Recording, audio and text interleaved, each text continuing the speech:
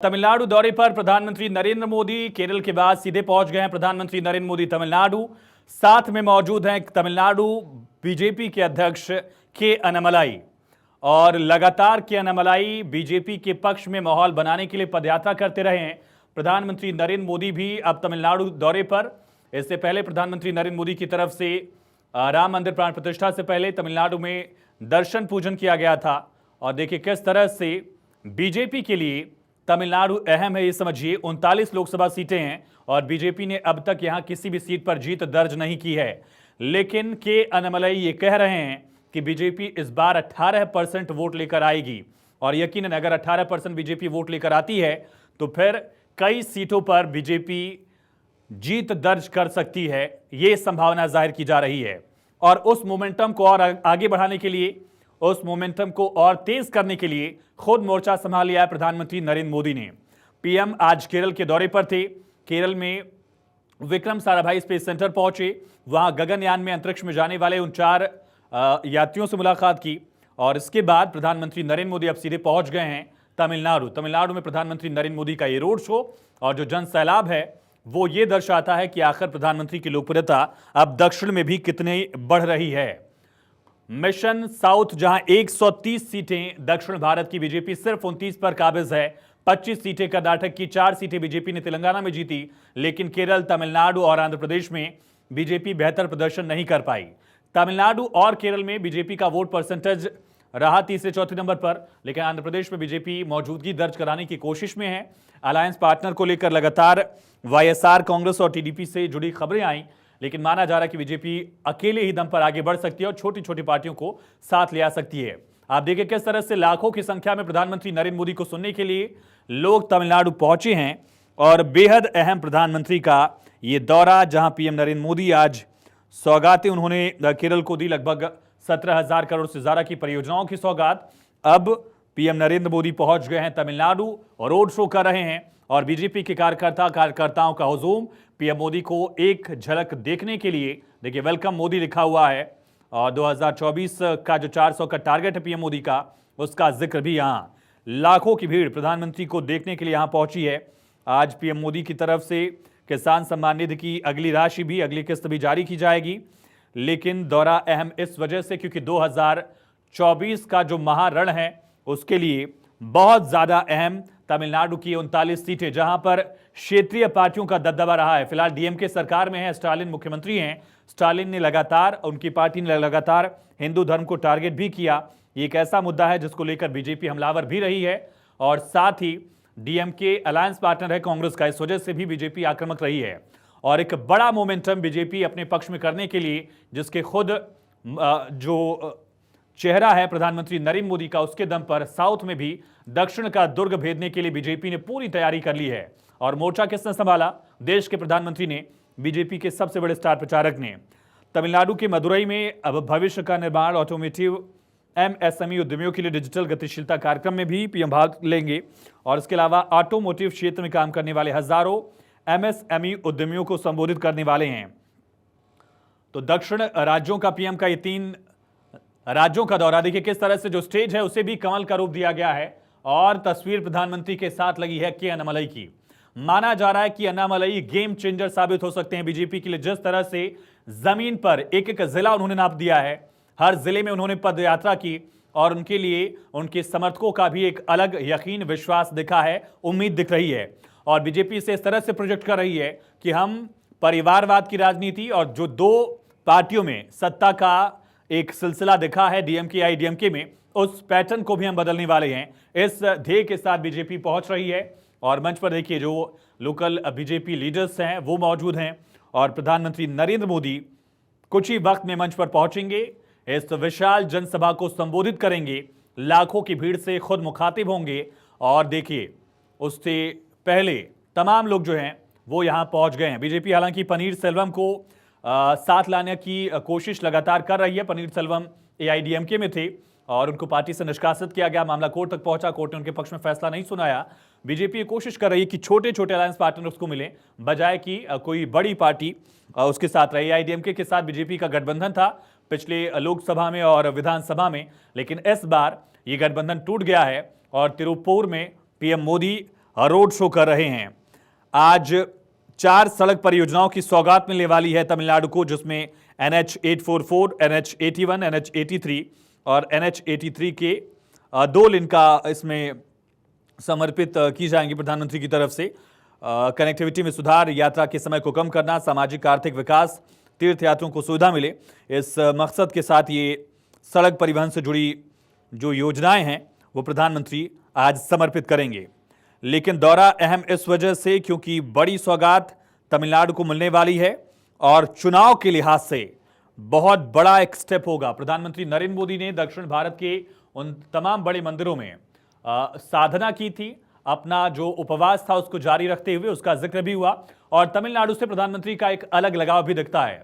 वैश्विक मंच से लेकर देश के अलग अलग मंचों से जब भी बात होती है तमिलनाडु की, प्रधानमंत्री कोशिश करते हैं कि तमिल लोगों से तमिल भाषा में भी कुछ शब्द वो बोले जरूर।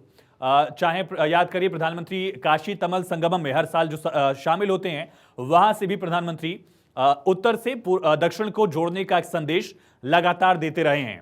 और ये दिखाता है कि बीजेपी तमिलनाडु को लेकर कितनी फोकस्ड है, तमिल भाषा को लेकर कितनी बीजेपी संवेदनशील है। और बीजेपी के पास एक लंबे वक्त बाद इतना डायनेमिक चेहरा दक्षिण भारत में आया है और वो नाम के अन्नामलाई का।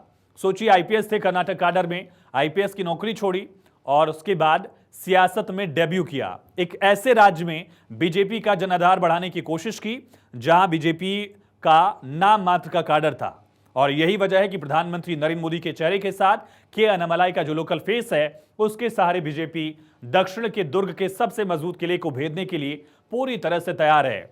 और यहां पर डीएमके और कांग्रेस के लिए सबसे बड़ी चुनौती अब एआईडीएमके नहीं बल्कि बीजेपी है, ऐसा माहौल देखकर तो लग रहा है।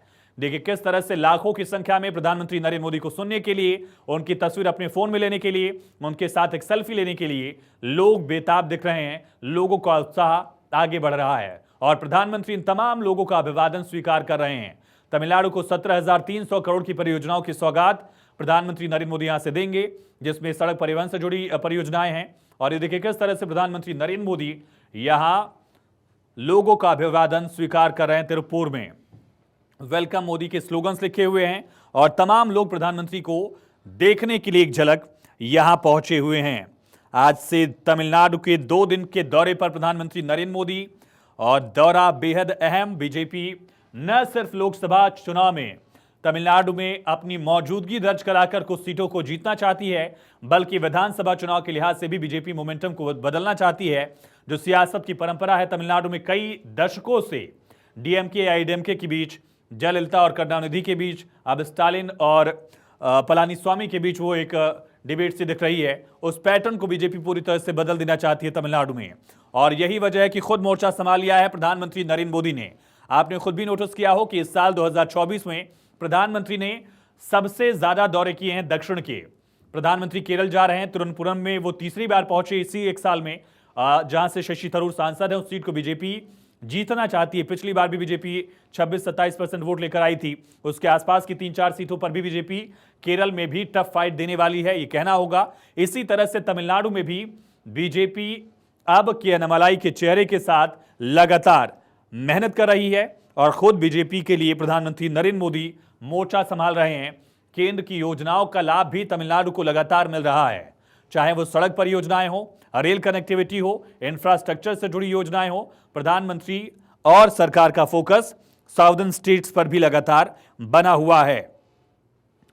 और प्रधानमंत्री आज 17,000 करोड़ की परियोजनाओं की सौगात देंगे। रेल परियोजना से जुड़ी हुई सौगात भी इसमें शामिल है। लगभग 4500 करोड़ की कुल लागत की 4 सड़क परियोजनाओं का लोकार्पण करेंगे। और इसके साथ साथ रेल परियोजना, जो रेल लाइन के दोहरीकरण का काम है पूरा, मनियाची और नागरकोइल, इस कनेक्टिविटी की शुरुआत भी आज होने वाली है। तो बड़ी सौगात, साथ ही बड़ा मोमेंटम बीजेपी अपने पक्ष में करने की कोशिश कर रही है। तिरुपुर में देखिए किस तरह से जन सैलाब प्रधानमंत्री नरेंद्र मोदी को सुनने के लिए, उनको देखने के लिए यहां लगातार दिख रहा है। और इस रैली में प्रधानमंत्री की भारी भीड़ भी दिख रही है। बड़ा मौका है। बीजेपी 39 सीटें जो लोकसभा की हैं तमिलनाडु की, उनको जीतने के लिए, उन पर टफ फाइट देने के लिए लगातार मेहनत कर रही है। और इसका बड़ा श्रेय जो है वो के.एन. मलाई को भी दिया जा रहा है, जो शहर शहर पद यात्रा करते नजर आ रहे हैं। न सिर्फ लोकसभा चुनाव के लिहाज से बल्कि विधानसभा चुनाव के लिहाज से भी बीजेपी यहां तैयारियों में जुटी हुई है। देखिए किस तरह से प्रधानमंत्री ने लोगों का अभिवादन स्वीकार किया। वहां बीजेपी कार्यकर्ता, समर्थक और आम लोग प्रधानमंत्री को देखने के लिए, उनको सुनने के लिए यहां पहुंचे हुए हैं। और बहुत ज्यादा मुमकिन है ये कि प्रधानमंत्री ये कि मंच पर पहुंच गए हैं प्रधानमंत्री नरेंद्र मोदी। प्रधानमंत्री मंच पर पहुंचे, तमाम नेताओं ने प्रधानमंत्री का स्वागत किया। पीएम मंच से अभिवादन स्वीकार कर रहे हैं उन तमाम समर्थकों का, उन तमाम लोगों का जो आज इस वक्त इस रैली में शामिल होने के लिए पहुंचे हैं। और जो स्टेज है, मेन हैंगर जो है, उसको भी लुक दिया गया है लोटस का, कमल के फूल का। और पीएम मंच पर पहुंचे। अब कुछ ही वक्त में प्रधानमंत्री नरेंद्र मोदी का संबोधन होगा।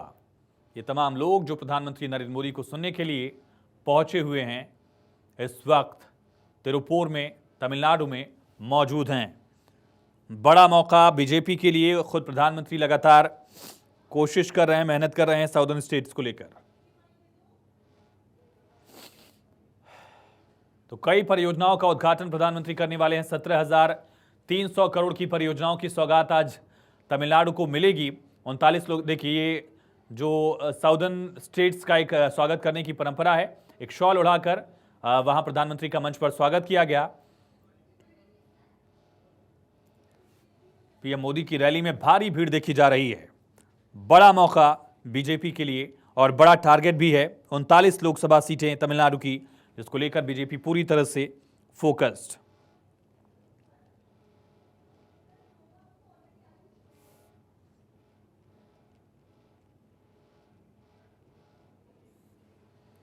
देखिए किस तरह से प्रधानमंत्री नरेंद्र मोदी का यहां स्वागत किया गया, शॉल उड़ाकर स्वागत किया गया।